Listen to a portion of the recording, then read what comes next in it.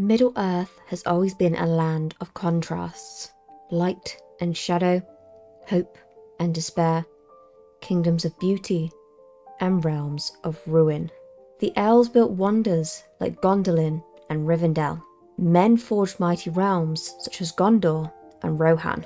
And yet, just as enduring as these bright towers of hope were the dark citadels of evil. Evil in Tolkien's world is not always a distant force. It takes root in kingdoms, in lands, carved out by tyranny and shadow, in cities that were once fair, but became twisted by corruption. Some of these realms were born of pure malice, like Utumno or Mordor. Others began as pinnacles of greatness, like Númenor, only to collapse through pride and deceit. Today we look at some of the history of these evil kingdoms.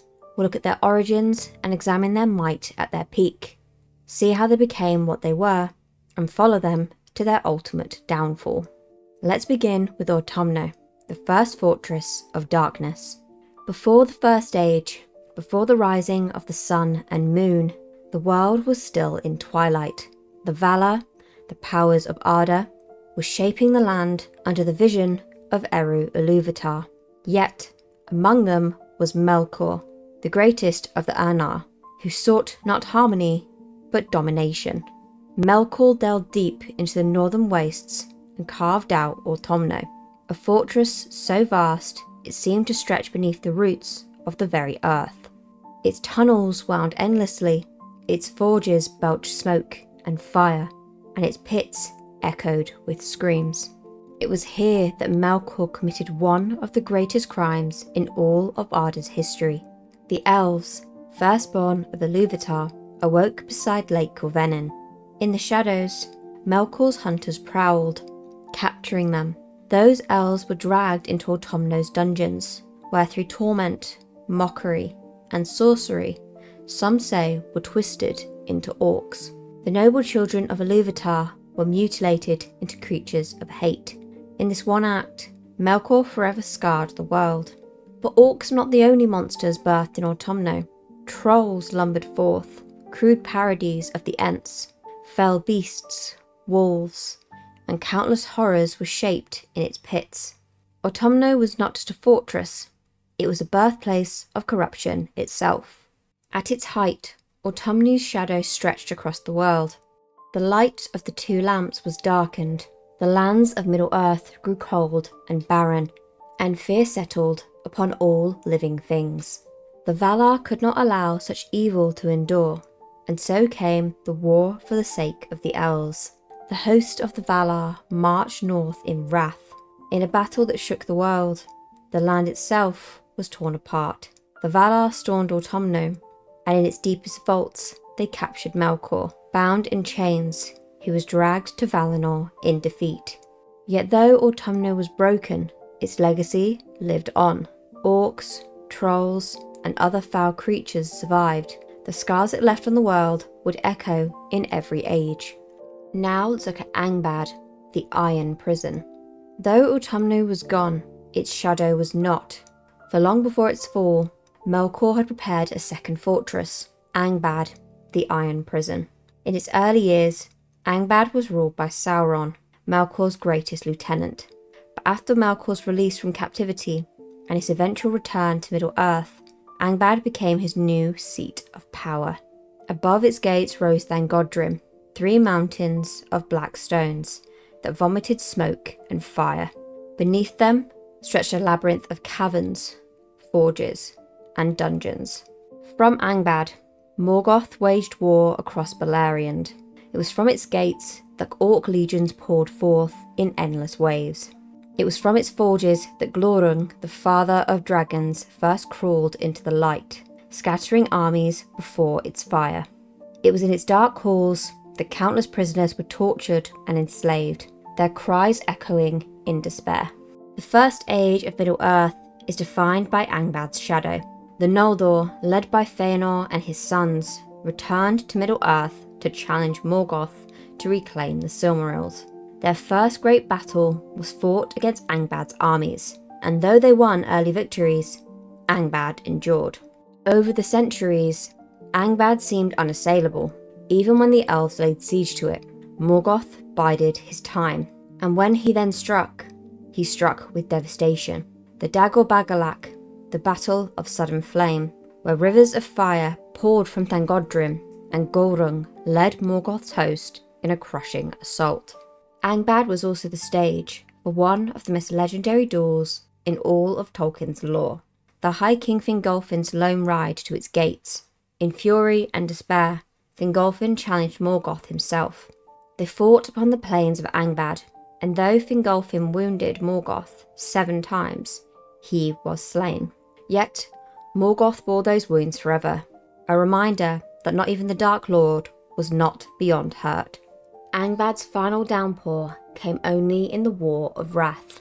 At the end of the First Age, the Valar returned, and the world was shattered by their might. Dragons filled the skies, Balrogs ravaged the earth, and the land of Beleriand sank beneath the waves.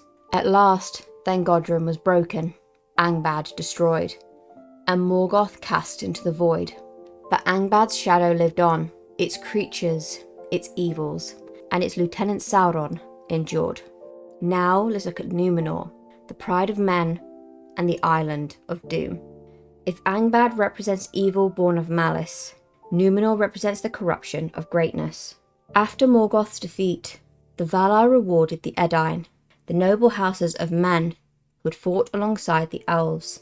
To them was given a gift, Númenor, an island in the Western Sea. It was a paradise, closer to Valinor than any other mortal land. Its people, the Dunedain, were blessed with long lives, wisdom, and strength. For centuries, Númenor was a shining kingdom. Its mariners became the greatest sailors in the world. They sailed to Middle-earth, teaching and guiding lesser men. Their cities shone with beauty, and their kings ruled with justice. But slowly, a shadow crept into Númenor. For though they lived long, the Dunedain were still mortal, and mortality weighed on them. They began to envy the elves, who lived unending lives. Gratitude turned to resentment. Their hearts turned against the Valar, whom they saw as withholding immortality from them. The greatest corruption came with the arrival of Sauron. In the time of King Ar-Pharazôn the Golden, Númenor's fleet was so vast that even Sauron surrendered without a fight. Yet in chains, Sauron's true power revealed itself. Through cunning words and flattery, he wormed his way into the king's court. Soon, he became the king's most trusted counselor. Under Sauron's influence, Númenor fell into darkness. The Valar were abandoned, and Morgoth was worshipped as a god. A great temple was built in Armenelos, and within its fire, countless victims were sacrificed. The smoke of death rose daily from the heart of the island. At its height, Númenor was the greatest naval empire the world had ever seen. Its fleet dominated the seas. Its soldiers marched across Middle-earth, and no kingdom could withstand it. Yet its power was hollow, built on arrogance and fear. In the end, Ar-Pharazôn was persuaded by Sauron to commit the greatest folly of all, an invasion of Valinor itself. With a golden fleet so vast it darkened the seas, he sailed west, seeking immortality. But this was an act of rebellion against Eru Ilúvatar himself. The world was changed. Númenor was drowned beneath the sea, its cities and palaces lost forever. Only a small remnant, the faithful, led by Elendil and his sons, escaped, bringing the legacy of Númenor to Middle-earth. Númenor's fall is one of Tolkien's most powerful warnings, that the greatest evil can come not from malice, but from pride, fear, and envy. Next we have Mordor, the land of shadow. From the ashes of Númenor, Sauron rose once more. Though his body was destroyed, his spirit endured, and he returned to Middle-earth to establish his greatest realm, Mordor. Mordor was chosen with care. Surrounded by mountain ranges, it was a natural fortress. At its heart lay Mount Doom, whose fires were perfect for Sauron's greatest work, the forging of the One Ring. With the ring, he bound the other rings of power to his will. 9 kings of men fell to his influence, becoming the Nazgul, his most terrible servants. At its height, Mordor was an empire of terror. Orcs filled its armies, joined by trolls, Easterlings, and Haradrim. Its lands were barren, a scar of ash and fire. From the Dark Tower of Barad-dûr, Sauron ruled as a god king, his eye ever watchful. Twice, Mordor nearly conquered all of Middle-earth. In the Second Age, it took the combined might of elves and men in the Last Alliance to challenge him. At the slopes of Mount Doom, Sauron was defeated, but not destroyed. In the Third Age, his shadow returned. From Mordor, the Ringwraiths rode forth. Minas Morgul was strengthened, and Gondor nearly fell. Mordor's downfall came only with the destruction of the One Ring.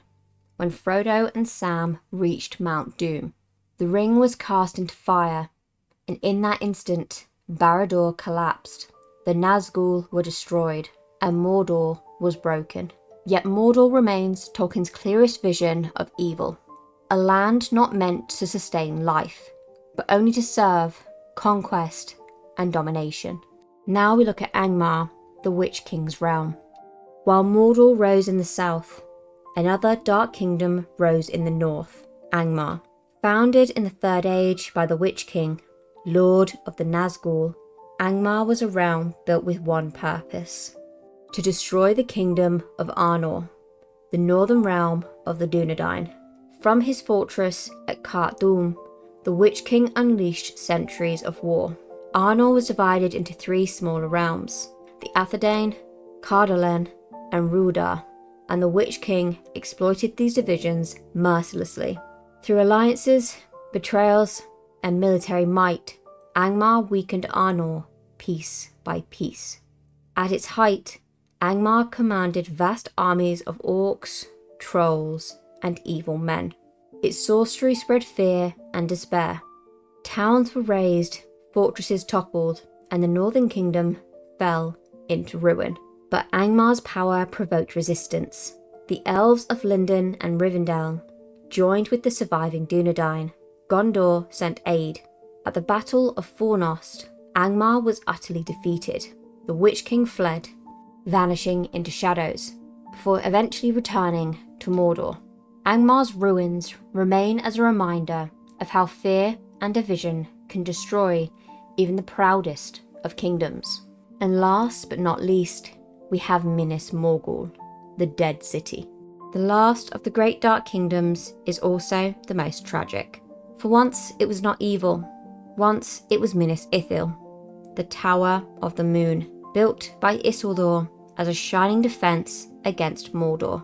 It was a city of beauty, paired with Minas Anor, the Tower of the Sun. But in the Third Age, Minas Ithil was besieged by the Nazgul and taken. It was twisted into Minas Morgul, the Tower of Sorcery. Its walls glowed with a sickly green light. Its towers radiated fear. From its gates, the Witch King ruled as Sauron's lieutenant. At its peak, Minas Morgul was a citadel of dread. Its very presence poisoned the land. No mortal could look upon it without trembling. It was from its gates that the great host marched to besiege Gondor during the War of the Ring. Minas Morgul fell only when Sauron was defeated. Abandoned, it was left to crumble.